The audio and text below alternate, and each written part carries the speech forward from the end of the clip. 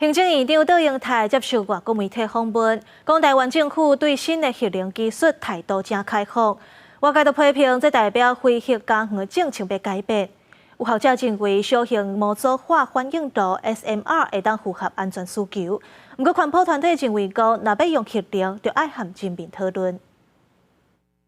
人工智慧 AI 风潮，压关国内半导体产业电力的需求。行政院长杜英泰接受澎湖新闻的专访，表示政府对新的核能技术的态度是真开放。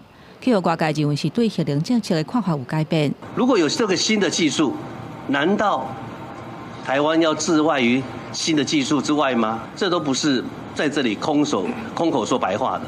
我也希望朝野各党团跟我一样，用彼此开放的态度来面对这个未来世界我们必须面临的问题。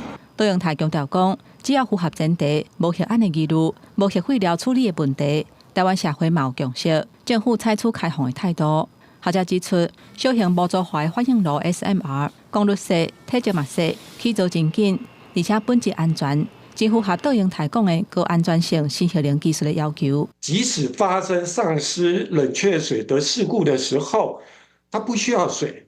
它只要空气就可以来进行冷却了，所以它完全不会发生像类似福岛一样的这种事故，那是不可能发生的。为了供电稳定的需求，叶庄讲真欢喜看到政府甲核能列入去选项。不过环保团体认为讲，这需要全面有共识。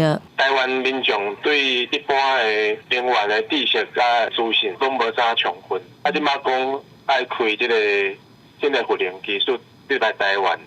我是感觉讲，这是无啥尊重台湾人民的意愿啦。核三厂2号机位置一开始停机修理，按算伫明年5月17停机。有关核电厂除役了后，相关人员的安排。